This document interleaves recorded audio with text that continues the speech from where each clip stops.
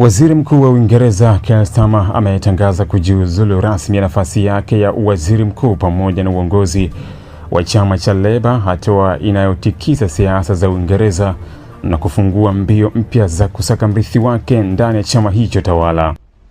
Starmer amesema tayari amemjulisha mfalme kuhusu uamuzi wake wa kuondoka madarakani, huku akieleza kuwa mchakato wa kumpata kiongozi mpya wa Labour utaanza mapema mwezi Julai na unatarajiwa kukamilika kabla ya bunge kurejea mwezi Septemba.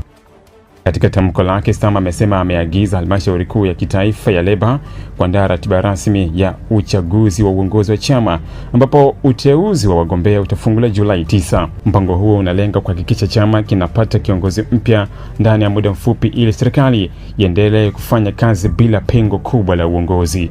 Kwa maana hiyo, Starmer anatarajiwa kubaki madarakani kwa kipindi cha mpito hadi mrithi wake atakapochaguliwa rasmi.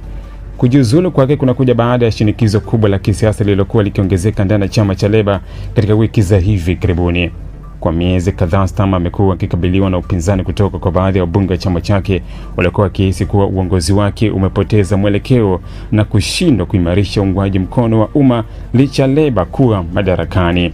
Hali ilizidi kuwa mbaya baada ya matokeo mabaya ya chama hicho katika uchaguzi wa mitaa uliofanyika mwezi Mei, ambapo Labour ilipoteza nguvu katika maeneo kadhaa muhimu na kuongeza hofu kwa chama kinaweza kuingia kwenye mgogoro mkubwa wa kisiasa endapo kingeendelea chini ya uongozi ule. Kuondoka kwa Starmer kunafungua sura mpya lakini yenye misukosuko katika siasa za Uingereza. Aliingia madarakani akiwa na matarajio makubwa ya kuibadilisha Labour na kuipa nchi mwelekeo mpya baada ya miaka ya misukosuko ya kisiasa, lakini safari yake ya madarakani imekumbwa na changamoto nyingi zilizodhoofisha hadhi yake ndani ya chama na mbele ya umma. Sasa Uingereza inaingia tena katika kipindi kingine cha mpito wa kisiasa, huku taifa hilo likisubiri kuona nani atakayechukua usukani na kama Labour